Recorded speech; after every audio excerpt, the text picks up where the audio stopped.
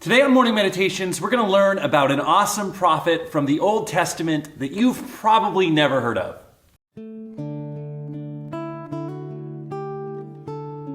This is Morning Meditations with me, Pastor Ryan Hayden of Bible Baptist Church. To hear more or find out more about our church, visit BibleBaptistMattoon.org.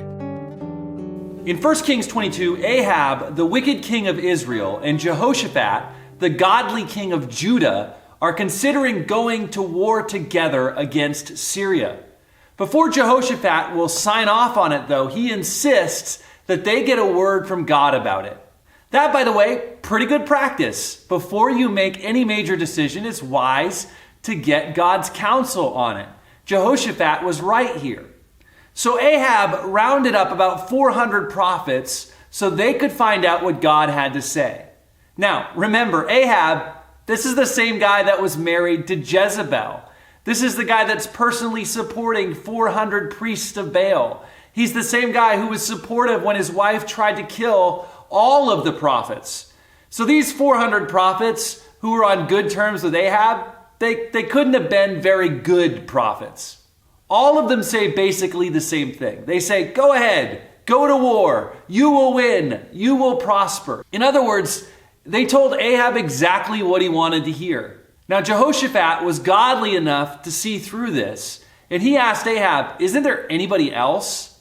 Listen to Ahab's reply in verse 8. There is yet one man, Micaiah the son of Imlah, by whom we may inquire of the Lord, but I hate him, for he doth not prophesy good concerning me, but evil.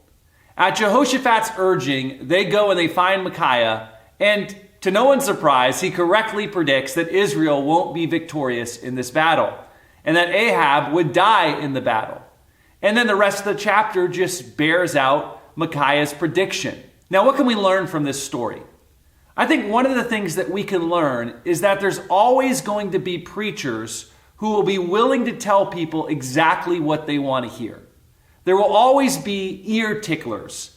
People who will say whatever they think needs to be said to keep getting a paycheck or to keep the favor of the popular and the powerful. Paul said in 2 Timothy chapter 4, verse 3, "For the time will come when they will not endure sound doctrine, but after their own lust shall they heap to themselves teachers having itching ears." Most people don't want the truth. They want someone to scratch their ears. Thankfully, there are men like Micaiah that are willing to go against the tide and be despised for it.